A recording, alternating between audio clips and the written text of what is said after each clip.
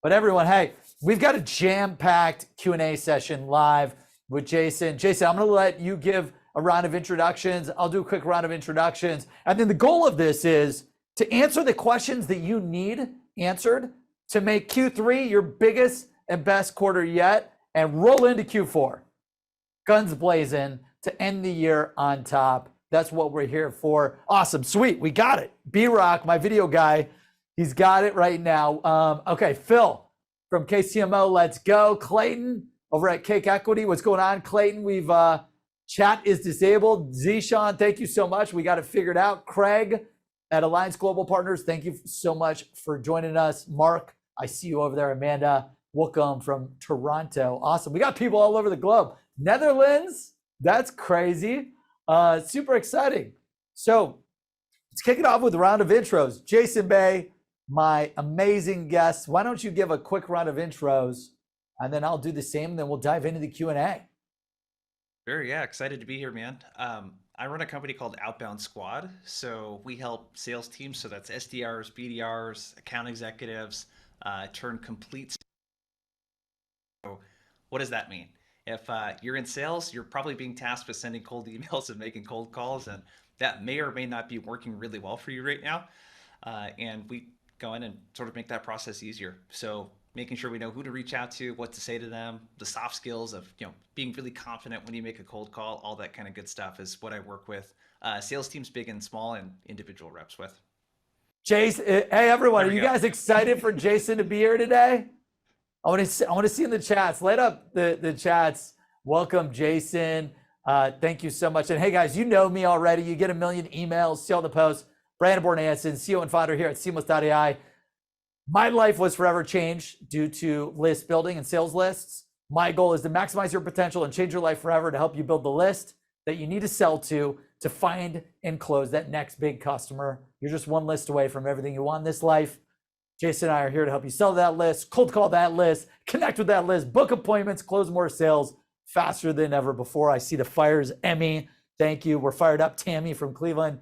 Man, you guys get me fired up. Jason, why did you and I do our podcast, these shows recorded? We should have done them live. I know, yeah. Real quick, everyone, put your Q&A in the Q&A boxes. If you put your Q&A in the chat, we're going to lose them. So don't put them in the chat. Put your Q&A in the Q&A box. Caitlin and B-Rock, my video genius over here, he's hiding on, oh, there we go. There we go. He's monitoring all the Q&As, and we're just going to tee them up, address them to help you conquer them, and then we'll keep it rolling. We're going to go through as many questions as we can. So make sure you drop your Q&A, who you are, what's your question, and we'll dive in. So Jason Bay, you ready for the first question? Let's do it, man. Awesome. Cold calling. Do you recommend, and you can fix this one, B-Rock, do you recommend cold calling, and does it work? Yeah, I mean, you'll see a lot of marketing language out there, right, from all kinds of different companies around cold calling being dead. I think it's good to define what a cold call is and what a cold call is not, because everyone seems to have a different definition of it. My definition of a cold call is calling on any prospect who did not ask you to call on them. So this could be someone that opened every single email that you sent them, downloaded a ton of white papers, et cetera, et cetera. A cold call is calling someone that didn't ask you to call them. So the form of cold calling that is dead, in my opinion, is the let's just batch and blast 1,000 different people, put them into a predictive dialer, and let's talk to a VP of sales the same way we talk to a VP of marketing, same way we would talk to all of our different personas. That style is sort of gone out of style a long time ago. The stuff that is in style right now is, hey, do I know who I'm reaching out to? Do I know what these people tend to care about, their priorities? Do I know their current solutions, how they're getting the job done, problems they run into that I can help with? And then do I have the soft skills to deliver a good, compelling message in that first 30 to 60 seconds? And we could talk about what that is and what it sounds like. But yeah, cold calling, if that's your definition, I think it's the biggest opportunity right now. I don't know about you, Brandon. I get very few phone calls compared to cold emails. My inbox is littered with emails and LinkedIn messages. I get hit up very few times on the phone. Your prospects are the same way. I'd say the phone is probably the Pull least this up, noisy channel and right my now. VCs and angel investors and all the private people are going to hate this, but 413,000 emails. Look at how many calls I got. 32.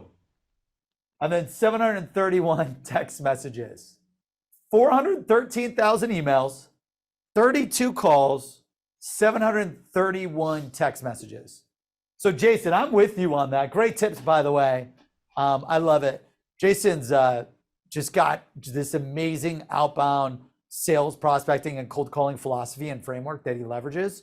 I believe cold calling is opening up the yellow books. What is that what they called it? The yellow phones or whatever? Yellow pages.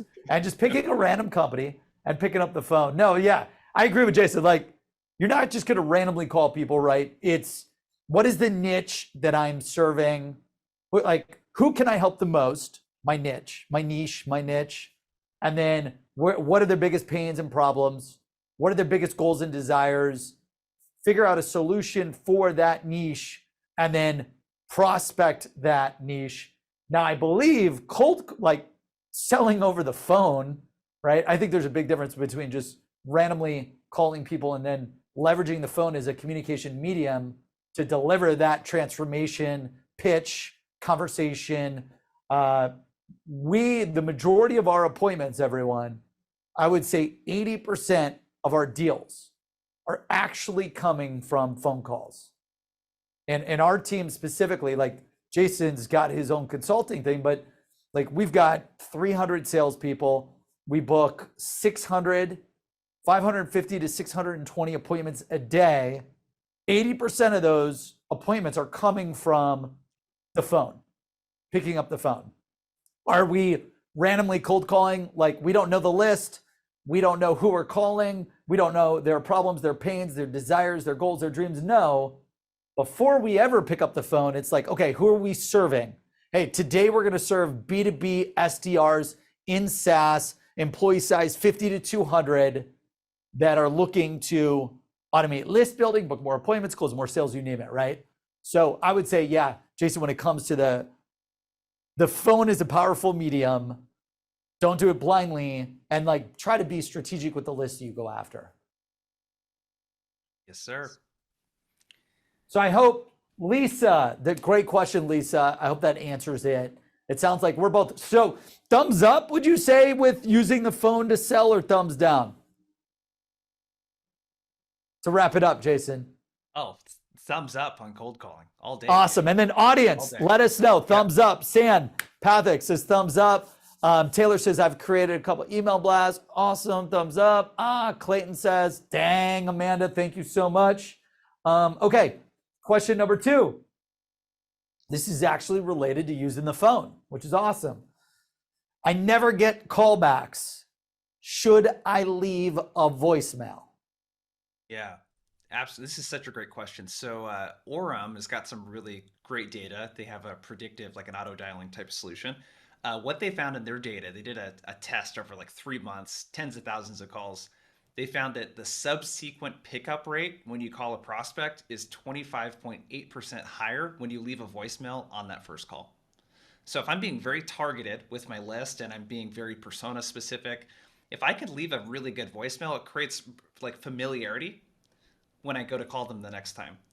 The other way that you can use it too, Topo, I don't know, I don't even know what they're called. I think they might be owned by Gartner now or one of those other companies. I haven't heard that name in so long, by the way. I know. What they found is, I think it was somewhere around 10 or 11% higher reply rates and open rates on emails when we point a voicemail to an email. So just because prospects aren't picking up doesn't mean that they don't listen or at least click on the voicemail. I mean, it's like a 90+% open rate on voicemails. I don't know about you, Brandon. Every voicemail I get, I'll at least click play to let the transcription pop up to see if it's relevant. I might quickly delete it, but they're getting a pretty high play rate. So a little tip for you, when you leave a voicemail, don't ask for a call back. Say, hey, Brandon, saw you're hiring a bunch of SDRs right now.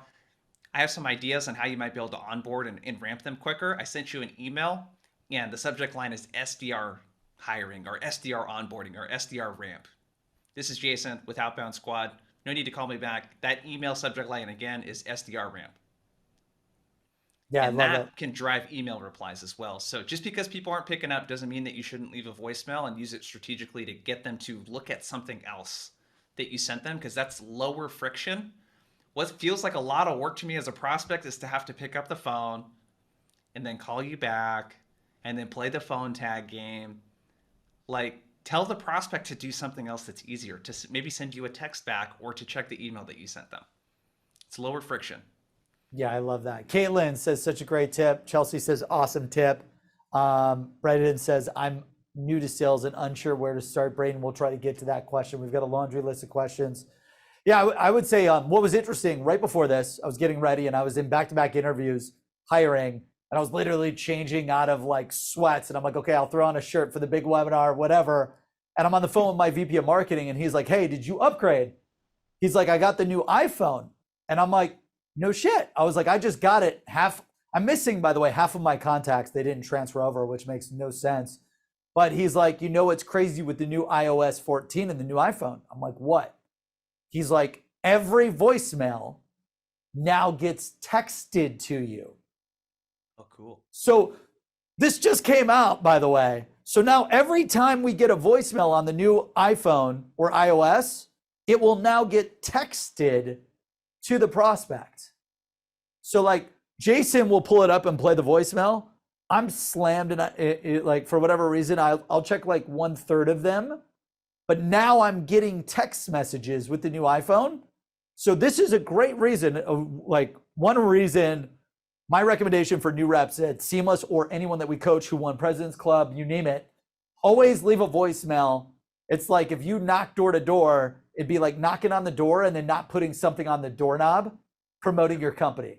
Like if you're going to cold call or you're going to call someone to sell them or to help them or to serve them, you can't serve these people, your products and services, if you're not leaving a message with how you can transform their lives, how you can help them go from point A to point B, how you can help them make money or save money, you name it.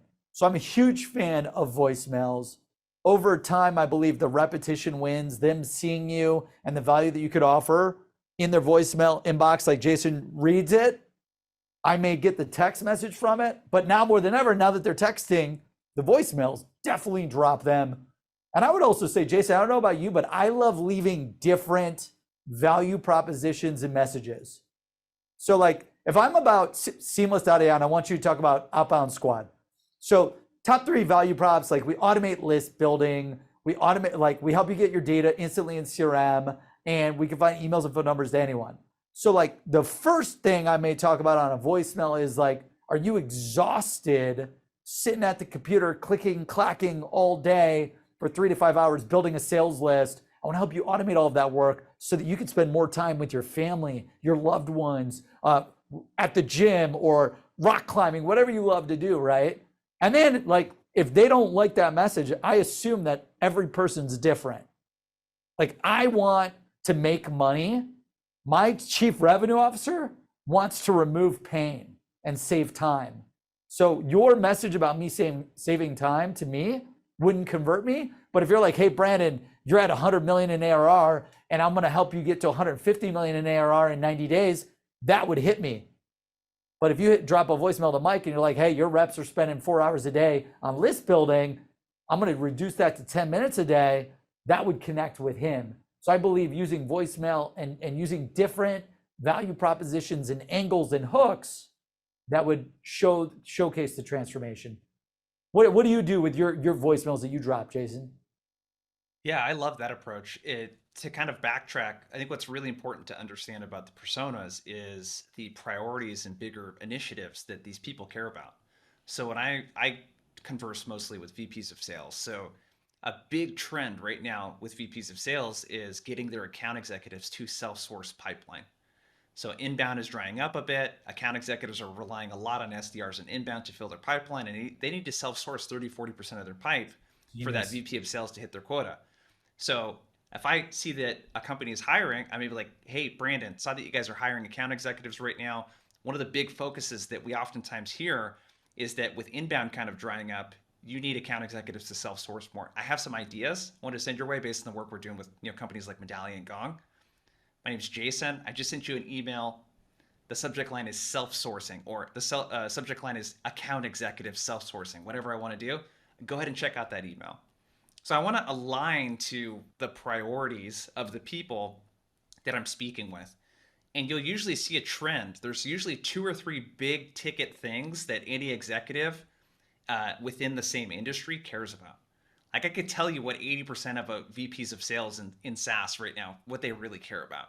So pay attention to those things, and that's the stuff that I want to drop into the voicemail. I love it. Thank you, Mason. That was a great question. Appreciate you out of Utah. Third question. What's your best sales list to make the most amount of money?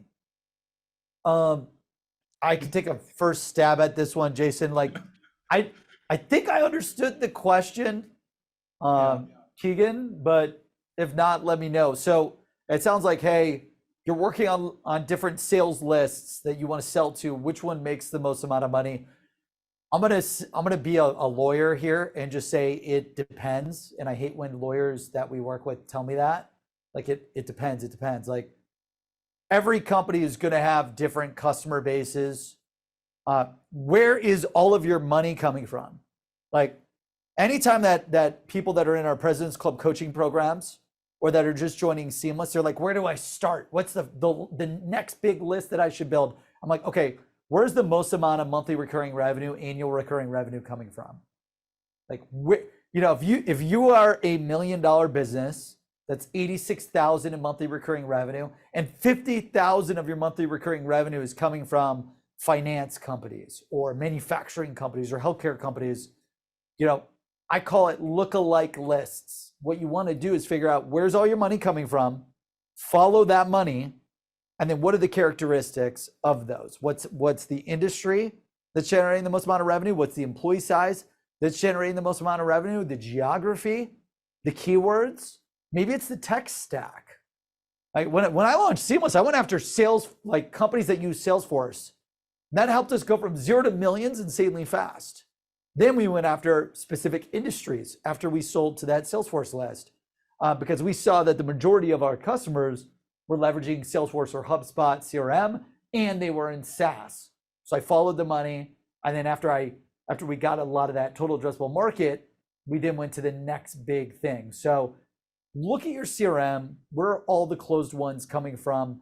Build your account lists, lookalike audiences, lookalike lists in Seamless or on LinkedIn or wherever, using that data. And that should help you close, because guess what? You've got the social proof, right? Jason just said, I work with Agoya and Gong and whatever, right? So like, he knows these are the companies that I work with. I'm going to go after similar companies like the companies that I work with to close. So if he's working with Gong, he's going to be like, yo, Gong was on the LinkedIn top startups list. Seamless is on the LinkedIn top startup list. Seamless, you should work with me because I work with another sales tech company, and these are the results that we've driven.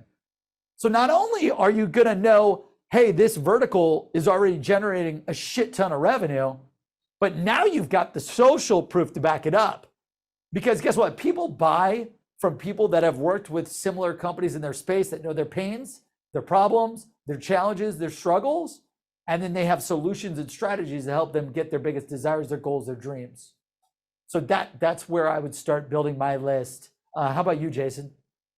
Yeah, I love that. The only segmentation, right, is basically what you talked about, like segmentation, a lookalike list, all that's great. Don't need to repeat that. Another thing that you can think about too is, because a common problem that an SDR or account executive will have is, I have all of these accounts, where do I get started?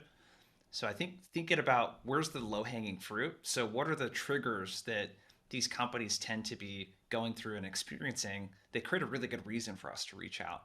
So in my case, that's anyone hiring for their sales team, people that have added new products and services recently, right? So think about what those triggers are for you. You could take a big list of accounts and prioritize them based on things that are going on at those companies. You can have really dialed in messaging for those trigger events. So segment, like the riches are in the niches, as they say. I love that. Also, we've got a surprise. Caitlin doesn't know we're doing this. And Caitlin's my event director. So I'm running a mastermind in Clearwater, Florida. It's called the Ultimate Sales Mastermind. Since you guys took the time to join the webinar today, we're going to give away a $1,000 VIP ticket to the mastermind. Caitlin, figure out message Brock. Are we going to do the people that have the most messages, the best question? Let's figure out a way to give it up. But we're going to have a quiz or something at the end here towards the end of this webinar. And one lucky person is going to win a ticket to the Ultimate Sales Mastermind event. And if you don't win, you could still get a ticket at www.salesmastermind.com/event. It's in Clearwater, Florida, next Thursday, November 3rd. We rented out a 130-foot yacht. We're going to mastermind with you on all the sales, the marketing, the go-to-market strategies to help you make 2023 your biggest and best year yet. But let's make sure, Caitlin, we give away a $1,000 ticket today before the end of the show. Also, I want to give a shout out. Braden, thank you. Would love to go there. Leslie, wow, it's a great deal for a lucky winner. David's got a question. You know, he's reading that ISPs and phone companies using metrics. Thumbs up. Trent, I love that. Phil says, other one, scroll up. Not on that, on that one. Phil says, familiarity and pointing to an email for lower friction. Love it. Let's take a question from the Q&A. We basically have like 3 places we're taking questions from, but I want to get someone that just posted it since we're going through the first. Here's a good one. Alexander, thank you for the question. How do you keep that hunger mentality to just stay calling and keep following up to get that deal closed no matter what? Alexander, great question. I'm going to let Jason answer it. Yeah, I want to have a strong why behind what I'm doing, you know? So like setting your goals around your quota is, I think, one of the worst things that you can do. You should be setting your goals around what you want to earn and really thinking about why you want to do that. So if your quota is to, close $1 million, let's say in a year, and that's going to hit you at 150K OTE, like why stop there? Like, why aren't you setting goals for twice that? Why aren't we setting a goal for 200K? Like, I want to have my own personal, like, emotional connection to the goal. Once I've got that established and I know why, like the activity targets, they just become the getting up in the morning and working out type of thing. Like, I can get through this because I have something bigger in mind. I'm trying to get a 6-pack. I've never had one of those, Brandon. I don't know if you've had one before. Maybe you're trying to get a 6-pack. I like pizza and cakes and cookies too much. I was just at a maybe board meeting and I get a salad, and then the office brings out 500 Halloween cookies, and I just smashed them all. Keep going. Yeah, so for me, I'm just about ready to wrap up my first book. Hopefully by the end of next month. I've been working on it for 11 months, and what keeps me really focused on that is I want to. So many people struggle with outbound, and it's such a foreign thing to them, and it really scares a lot of people, to do. And they're being tasked with doing this activity that I can help them with. You know what I mean? That gets me really fired up to get a book out and to put one of the best books out there on how to do this thing that a lot of people find really hard, So like, I have a really strong emotional connection to doing that. I don't need to write a book, I don't need to do those things. But having that strong connection, that's what gets me up in the morning. For working out, for me, first thing in the morning, that was something that took a long time to make a habit. I had 2 or 3 months ago, just like a ton of anxiety for, I don't know, whatever reason it was, but to where I had to cancel a bunch of meetings in that week. And that feeling of having to do that and feeling powerless, was like, I'm never going to let that happen again, dude. Like, that can never happen to me again. I hated that feeling. That can never happen again. I don't want to let other people in my life down due to me just not deciding to get up 30 minutes earlier and get on the treadmill or whatever it might be. Like, I have a really strong reason for doing it. And I think sometimes we go through the motions of just doing the thing every day, and we don't really step back and think about, why are we doing this? How does this fit into my plan over the next couple of years? Like, what am I doing this for? What's this going to get me? What is the meaning behind my activity targets? I think you need to like sit down and really think about what that is and have a reason for doing this, and then remind yourself of that reason on a daily basis. Yeah, I love that, Jason. I completely agree. It's all about like, who you servicing, and like the things that I do to stay motivated and hungry. I write down massive goals every day in the morning. I wake up and I've been writing down the same like I'm sick of writing them down, but I force myself to write them down. 5 a.m. every day. 100 million in ARR in IPO. Then the next one is 1 million President's Club winners. So switch to camera one. Like my goal is to get 1 million people to win this award, which means they made over $1 million in sales. I want all of you to win President's Club Awards at presidentsclubawards.com.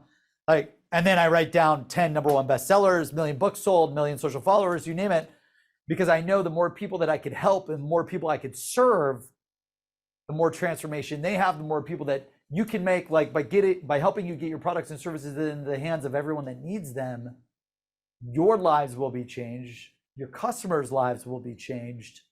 And then because we helped you do that and I helped you do that, then my life will be changed. And the more I invested in other people, the more money I always made. Like when I started out in sales, probably like if any of you are brand new, you're doing it for you. You wake up, you're like, I'm going to sell and I want commission and I want to be super successful and I want to make a lot of money. 3 years into my sales career, I switched.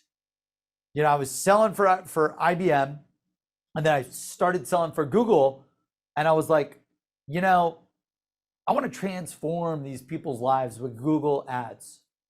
And like, what type of car, what type of house, what type of vacations could they provide for their family if they stop wasting their money on shitty advertising and they go with Google advertising and they make a ton of money and then they get promoted and then they buy that dream house and that dream car and that dream vacation and then they have kids and now they built a family all because of my little Google ad that I helped get them on that gave them that high ROI. So it's all about like serving at the highest level. So like the more you serve other people, the more that you make deposits in other people, the more you're going to make. Yeah, I believe in a 10-to-1 ROI. So if you spend $100 with me, my goal is to give you $1,000 in value. And that's like what fuels me. I'm like, how can I make $10 in deposits, $10 in deposits, $10 in deposits? That helps give me a lot of motivation. But then you also need the controls too. There are days like today, I woke up at 2:30 and I woke up at 4 a.m. I woke up exhausted, you know, and I've got 10 hours worth of meetings. I've got a shitload of stuff that I have to do, interviews, internal meetings, this webinar. And you can be like, I've got two choices. One, be a momentum killer. My team is jacked up. They're like, you got this interview. You got this pitch meeting. You're going to be on the news here. You're going to do this. You got this customer to talk to for President's Club. You've got this amazing webinar with Jason. So I could go into that 2 a.m., 4 a.m., no sleep. And I could be the momentum killer. No, B-Rock, I don't want to go in the studio with Jason. Screw that. Oh, I don't want to do this, blah, blah, blah. Or I could be like, hey, we got a lot of people we got to serve today.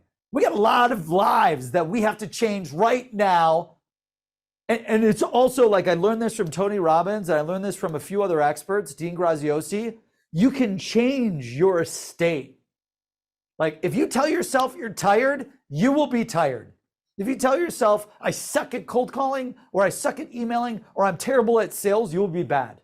But instead, I believe in changing the state. You change the state. Literally, hey, I'm ready to go today. I'm going to change the world today. I'm going to serve thousands of people. I'm going to make their lives the best they've ever had today.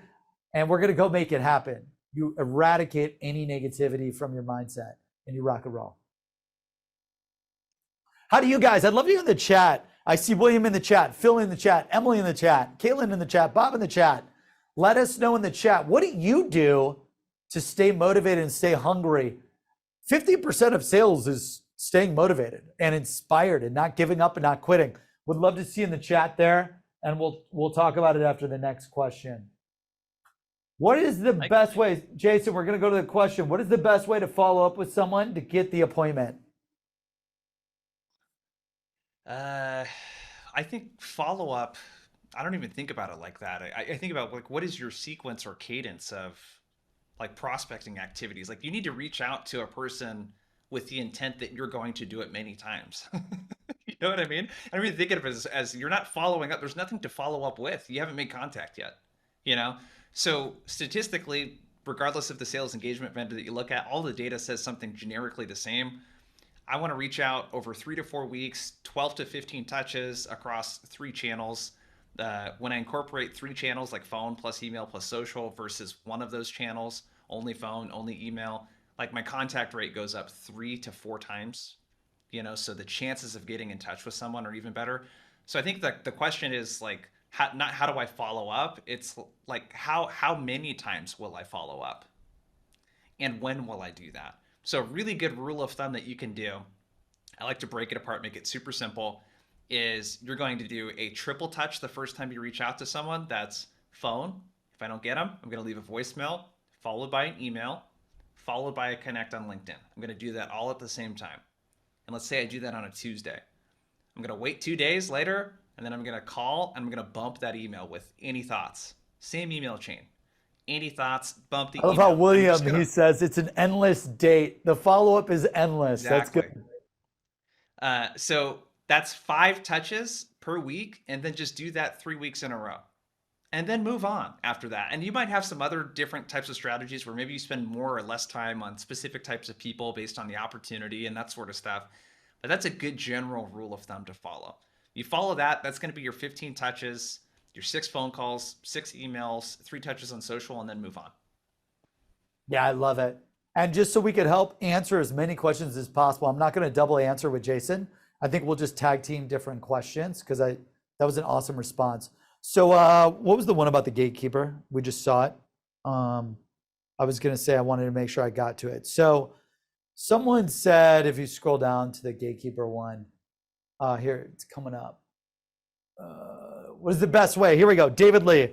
What is the best way to navigate through an obvious gatekeeper? This is a good one, right? Because if you don't get through the gatekeeper, David Lee, great question. Thank you so much. You don't get through the gatekeeper, you're not going to get to the decision maker, the influencer, the person that you're trying to talk to. So the first thing that I do is I try to be energetic, excited, empathetic, and kind to the person that I'm talking to. These are people that are secretaries, they're executive assistants, or they're literally hired to sit there and answer the phone. So one of the best ways to get through the gatekeeper is just being nice, be caring. It reminds me of when I was working in my office, janitor came to the office and, you could tell the other offices were assholes to the janitor. And I was just super nice. I was working late one night. That guy then introduces me to his daughter, who is a Silicon Valley venture capitalist representing a fund for Jay-Z, Beyonce, you name it. It's like crazy. And like just by being kind, that led to a door being opened to this prominent VC that was his daughter. You just never know. Like an executive assistant could lead you to anyone. Guess who I talk to every day? As a DM at Seamless, I talk to my executive assistant and all my assistants every day. I've got an assistant for all the communication platforms. I got an assistant for the calendar. I got an assistant for the travel. I talk to my assistants more than I talk to anyone else. So be really nice and empathetic with the gatekeeper. Now, one of the first things that they're going to say is camera 6. They'll say, "Hey, are they expecting your call?" What do you say when they say are they expecting your call? There's a few ways to go about it. Like I'll mention that I messaged them, hey, I emailed them previously and they know I'm calling them. I'll say, yeah, I told them I'd call them at this time. You could say, no, but they want to hear this, right? So you want to leverage integrity. Like don't lack integrity here and lie to the executive assistant. Because guess what? When the executive assistant tells me and they're like, oh, are you expecting Jason Bay's call? If Jason lied, then I'm gonna be like, no, don't pass them through and block them forever, right? So you want to leverage yeah, I emailed them 4 days ago about something important, told them I'd call back at 2 p.m. on Thursday. They're expecting my call, you name it. So think about ways that you could get through to the gatekeeper. Talk about yeah, I'm calling Jason because I need to talk to him about his office lights. There's a huge expense there that we need to dive in on. Could you patch me through? Could you connect me to his cell phone? Could you connect me to his direct dial? You name it. So, and write out those scripts too. Like I never believe one script is perfect. Write out the 5 to 10 scripts and then A/B test those scripts. The ones that have the highest conversion rate from gatekeeper to decision maker, use the most and then ditch the rest. Ooh, Jason, I got a good question from Jackie Smarticat, P-Rock, I think. What happens when your cold call hangs up on you? How do you follow up again? I think it depends on how the person hung up. So there's kind of two schools of thought. So if the person didn't say anything and the call got dropped, I'm just going to pick up the phone and call them right back, and I'm going to own the mistake. So I'm going to say, hey, we must have got disconnected. My bad. And I'm just going to try to talk to them again and just own whatever awkwardness that is. Now, if the person, it's obvious that they intentionally hung up on you and are really frustrated with you or angry that you called them. I mean, I have an abundance mindset here. I mean, there's lots of people I could be calling. Why would I want to try to convince someone that doesn't even want to talk to me to have a conversation? You know what I mean? I think we spend way too much time pursuing people that we could easily disqualify based on the fact that they just don't like talking to people over the phone. There's a certain number of people that if you call them on their cell phone, they will never talk to you again. And maybe that's one out of every couple hundred people, but why waste energy on that person? Unless you're doing strat and enterprise stuff where you have 5 or 10 accounts, like why waste any more time going after that person? Now, if it is someone you really need to get a hold of because you don't have like a lot of people to reach out to, just send them an email. Just say, hey, we got disconnected earlier. I know you probably got that call unexpectedly and we're a little bit surprised by it. The reason I was reaching out was we're working with XYZ customer who's very similar, experiencing something similar problem. Here's how we help them. Is this by chance relevant to what you're working on right now? If not, let me know. I won't reach out to you again. So just depends on what the situation is. Not all hangups are to be treated equally. Yeah, I love Phil says triple touch. Phone did not work. Hit him on email and LinkedIn, right? Yeah, and Jason said a great thing there, right? Which is the abundance mindset. You got to think in abundance. Like everyone that you could serve. There's so many people that you have to serve. If someone's ditching you or dodging you, don't give up, right? Continue to follow up, but represent that abundance mindset. So great answer. Thanks, Jason, for sharing your input there. Emily says, what are your thoughts? Question here. What are your thoughts on contacting within office hours with different channels? Email, call, text, LinkedIn. Yeah, I would use all the channels. Like one of the things that I learned at Google that I leveraged in sales, selling seamless to salespeople, was at Google and IBM Interactive, they use all the marketing channels. SEO, paid search, Google ads, display ads, YouTube ads, LinkedIn ads, TikTok ads, Facebook ads, you name it. Like all these marketers that were the most successful marketers use every single channel. And the goal was to get that hook, that ad in front of their prospects as many times as possible. And then if you use the right hook with the right ad across the right medium at the right time, over time, I'm going to be like, yeah, I need to call that person, right? So I believe the same is true with like leveraging all the channels for sales. Leverage all of them. Email is a channel, calling is a channel, LinkedIn is a channel, video is a huge channel, texting, video recording yourself for 30 seconds and then texting it to your prospects, right? Get the cell phone from Seamless, record a quick video right now. Like this video doesn't need to be long, guys. You can literally go like this. Hey guys, what's going on? We're on a webinar. We'd love to shoot a video and talk to you real quick. Drop the value, text it to them, and then boom, you're right there. Use all the channels. And we've booked appointments during office hours and even out of office hours. Like it just depends. The different personas are going to work different times of day. Different personas are going to have higher conversion rates. Like you'll get me off hours more than you'll get me in hours. 9 to 5, I'm booked. Totally slammed, 9 to 5. But I'm up at 5 a.m. and I'm screwing around from 5 a.m. to 9 a.m. on like fun projects or difficult tasks that I have to solve. So if you cold call me during these times, you'll actually get through to me. 6 p.m. to 9 p.m. you may get through to me. It just depends on the persona. You don't want to piss people off, right? Like if Jason's got a family and he knows like, dude, I'm spending time 6 p.m. to 10 p.m. with my wife and kids or whatever it may be, you don't want to piss people off. So just test these things. And if you see it's going well, keep doing it. If it doesn't go well, kill it.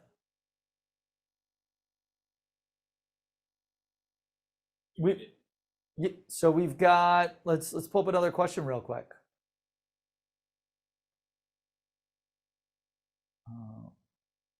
Okay, where do you write down your daily goals? That's simple. I just use a notebook where I write down my daily goals. Let's see here.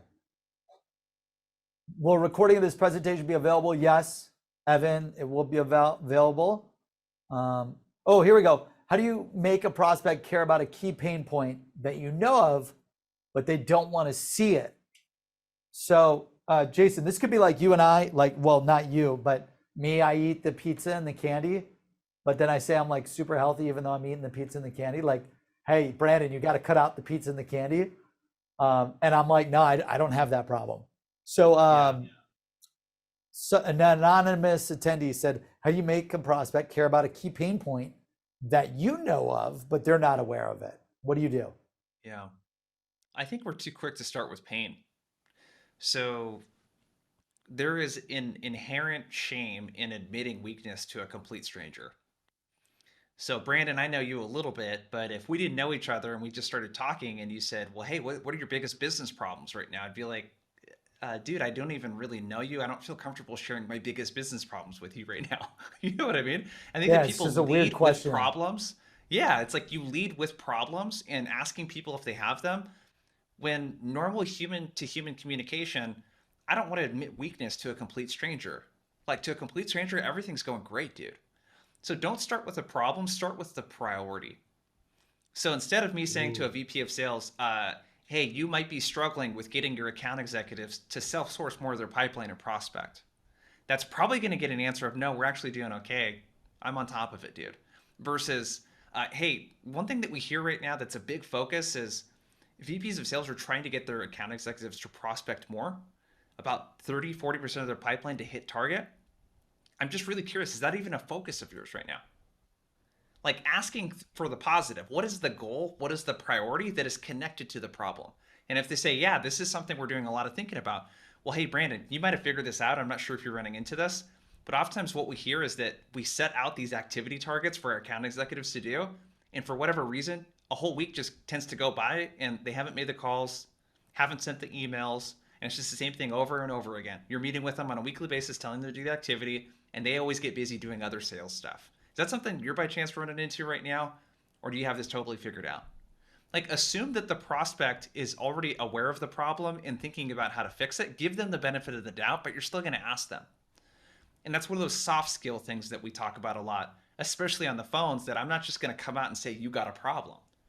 I don't know very many executives who all tend to be fairly alpha in my experience, and they could be introverted and be alpha, but they're not going to admit weaknesses to complete strangers. That's just usually not how it works. I So love my start wife, with the Jason. priority. She'll never admit that she's wrong or has a weakness for sure. Yeah. So that's my answer. Start with the priority, the goal, the thing that the person like them is trying to accomplish, and then you can tease out problems that might be getting in the way of that. Awesome response. Thanks. This one's from Bill. My boss wants me to do a 2-step demo, but I want to do a 1-step demo. What do I do? So is that like 2 calls? So like a separate call from the demo? Okay. Yeah, like a discovery call and then a demo. This is tough. This is a tough one. Like, because I've worked at companies that forced me to do a 2-step demo, discovery and then a demo. And then I've also worked at Seamless where like, if you have 5 minutes, we'll do a discovery in a minute, a demo in 2 minutes, and then next steps right after that. So I believe test out both. Like the boss wants you to do a 2-step demo and you want to do a 1-step demo. I would get the data to say, hey, here's what I tested. I did a 1-step demo over a 2-step demo. And my discovery call is typically 30 minutes and then my demo is 30 minutes. I did a 45-minute call where I did 10, 15 discovery, 15 to 20 demo, 10 minutes Q&A, next steps, closing, or figuring out how to get to the DMs to do the deal, right? And just showcase the data. If you've got a great leader, they're going to care about the win. They're not going to care about the credit. You got a bad leader, they're going to care about the credit. You did it my way. They're going to care less about the win. So I would recommend just test it. If you could increase the sales cycle, if you could increase the close rate, if you could do both, like everyone wants less meetings. I know if you try to personally get me set up on a 2-step demo, like I hate it. It's the one thing that I possibly hate, Bill. So I love that you're trying to go 1-step versus 2-step. But that would be my advice. You got to create the business case with your boss, show them the data, test it, even show the call recordings of how well a 1-step demo went. And then that should help out. How are we doing on time? 3:48. Cool. Next question. And by the way, let's check out the audience. Who's in the audience? Jessica, thank you for tuning in. Phil, exhaust all channels. Love that. William, this has happened to me. Thank you so much for tuning in. Emily, don't start more of their problem, but what is a priority? I love that. Brett, ever deal with a team or sales manager? Awesome. Thanks everyone for tuning in. We really appreciate you. Our goal here is to help you make this next year your biggest and best yet, to help you overcome your greatest challenges and problems and get to that next level so you can win President's Club, so that you could get that next commission or get more time with your family and loved ones. So we've got the next question for you, Jason. I'm scared to post on LinkedIn. What do I do? How do I overcome this fear? Yeah, I mean, I could tell you that's a very normal fear. I've been creating content, like public content, since 2010, maybe. So that started out as a blog. Then I had a podcast in 2013, non-related to sales. And then I have another podcast now that I started in 2020. And then I've been posting LinkedIn content since 2015, but more focused like every day, every weekday for the last couple of years. And I would say that I still get a little bit of a rush when I post something. I think the anxiety and like the fear that you have is a very normal feeling. So I would normalize that feeling. It's really not about making the fear go away. It's acting in spite of the fear. That's the definition of courage, right? Is having fear and taking action anyways. So what I would think about is there's a couple realities that you may not like hearing that are totally true. No one is going to see that post that you put up, that first one. You might have so few people see it that it doesn't even register in the stats on the post. That's a reality. So true. When you put out a blog, a podcast, and you're starting from zero audience, no one of any significance is probably going to see that. So use that as an opportunity to get through your learning curve. Like you got to post hundreds of LinkedIn posts to really even figure out your own voice, maybe even thousands actually, to really figure out your voice and like all of the stuff that you say and who you're talking to and all this other stuff. My advice would be just do it and create some accountability around it. Tell people that you love and care about and respect that you're going to start posting on LinkedIn once a week. Create some accountability. Tell other people about your goals. I think that's one of the most powerful things.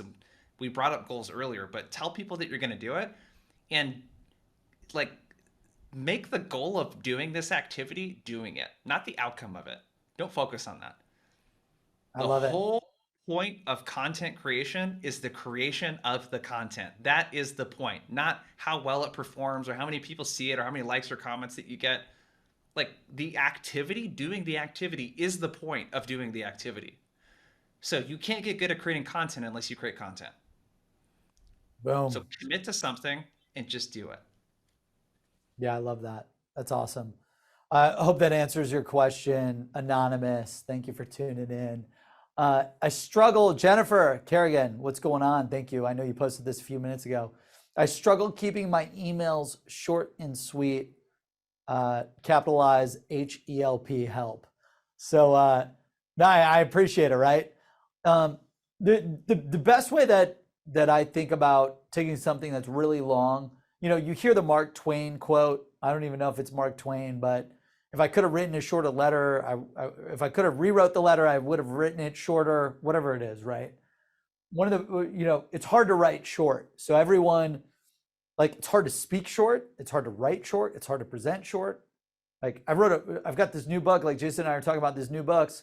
I wrote a pocket book that was supposed to fit in your back pocket, and now it's 250 pages. And I'm like, damn it. Like, I'm not communicating clear enough and concise enough. But one of the ways that has always helped me with writing and communicating clearly and tightly and concisely, everyone's reading on mobile.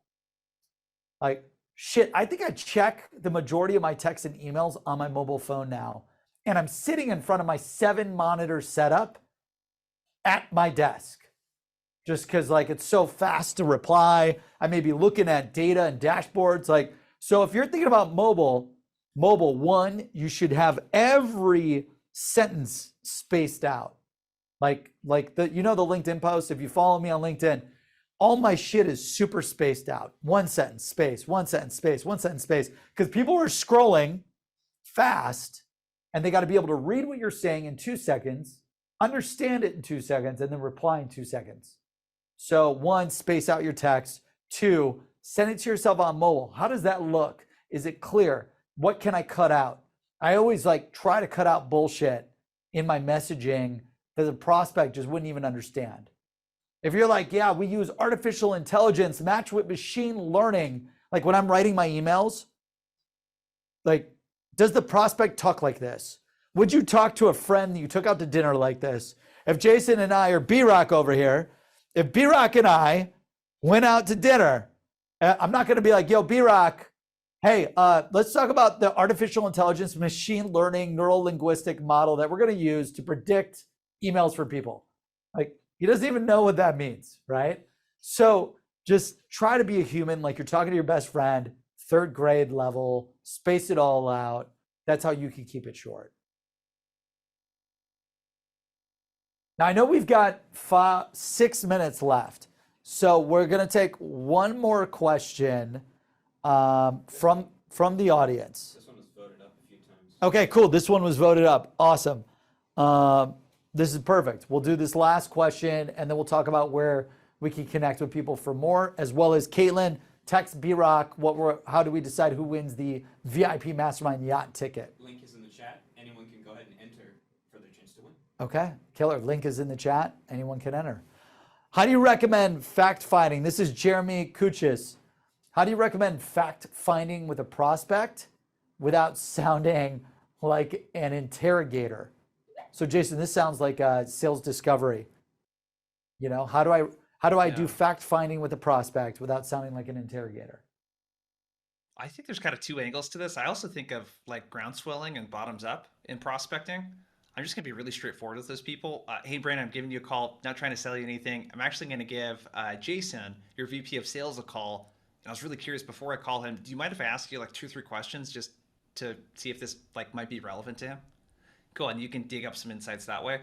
I think in a discovery call, I mean, hopefully you've set an agenda at the beginning and said, hey, Brandon, just what I would love to figure out today is, what are some of your goals and priorities around XYZ and some of your initiatives over the next 6 to 12 months, just so we can make the conversation relevant. So I'm gonna ask you a couple questions. Is that cool? It's just so I can figure out how I can help you more and if I could help you. Like if you just explain the reason behind the question. So a lot of times I'm digging in with a VP of sales around their metrics. And I might say, hey, the reason for this next question is I really want to understand like what your goals and metrics are around driving pipeline right now. And that's just going to help me figure out if what you're trying to accomplish is even something I could help you with. Do you mind sharing, like, is there a metric that you're trying to drive right now? Like, for example, intro calls completed to, weighted pipeline. And I'm going to explain the reason why I'm asking for those numbers. There always has to be a reason when you're asking tough questions. Give the reason why you're asking the tough question. Yeah, I love that. Awesome. So we've got, thank you, Jason. We've got a lot of questions about the mastermind ticket. Keegan smiled with cry emojis. Thank you, Keegan. Everyone tune in. Shit, we got 44 questions. B-Rock, before we end this, let's make sure we save those questions and we'll write content about them to help address them on LinkedIn. And Jason and I will try to, any questions we didn't answer, we'll try to address in future LinkedIn posts. So follow my good friend Jason Bay online. Jason, where can people connect with you, follow you for more? What do you do, and where can people follow you for more? Yeah, I think Outbound Squad, I'll drop it into the chat.com. It's probably the best place.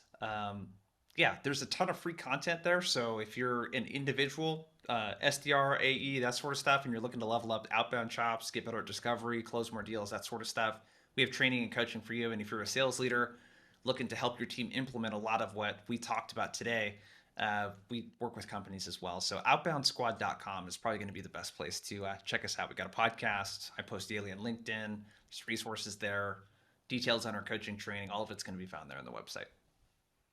That's awesome. Give Jason a follow. Hit him up if you've got any SDR outbound needs.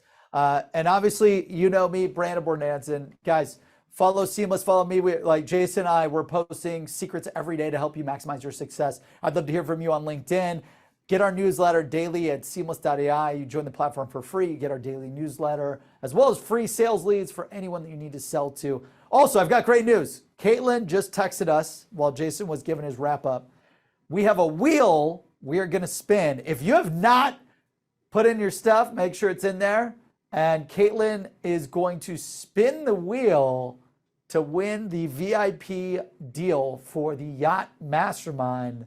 Anyone that put in their link, go for it. Caitlin.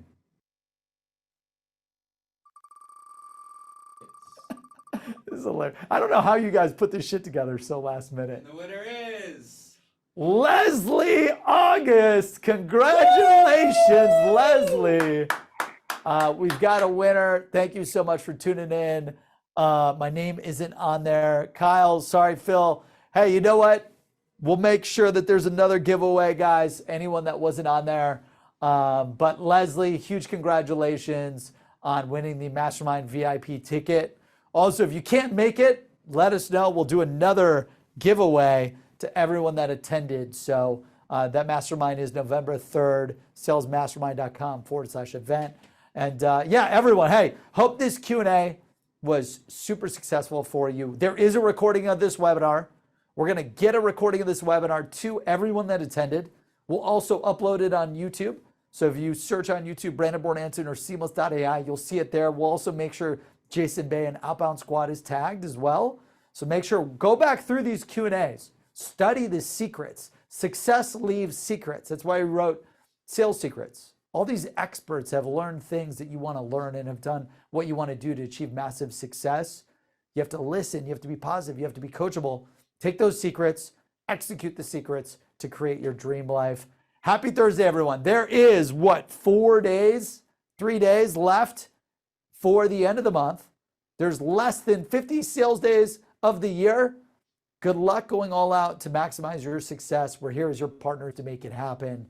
Thank you so much for tuning in, and stay tuned for that next webinar. See you, everyone. Thank you.